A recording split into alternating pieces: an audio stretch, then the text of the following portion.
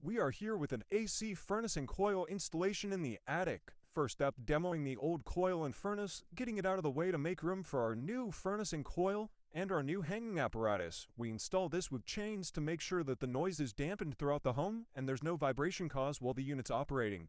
Super important to make sure that this is level so the drain can function properly while the system is operating in cooling mode. Setting it all up right now, expert technicians doing a great job. Putting the new equipment up there as well, screwing that together, making sure it's all secure and still pitched correctly. Moving on to cutting in our duct runs into our new full-size plenums, sealing it up all nice and neat, and attaching our duct runs. Now we have just a little bit of copper work to go through, brazing in some copper lines, flowing nitrogen the entire time to make sure that there is no copper oxide produced inside the copper lines. Copper oxide is the #1 reason for compressor failure, so a super important step that you should not miss during the installation process.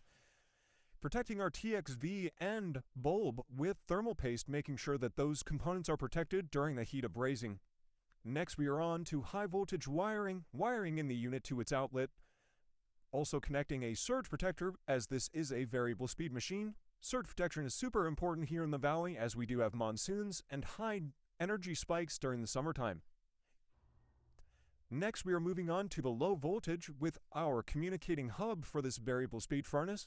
This will connect to the furnace board itself, to the thermostat, and the condenser outside.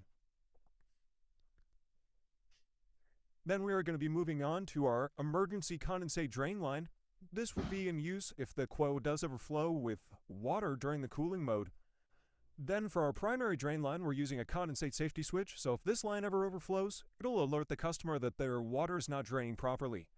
Lastly, just securing some gas piping to make sure that this furnace has its fuel when it needs it during the heating mode. A little drip leg there. Green light means it's working, and we're up and running.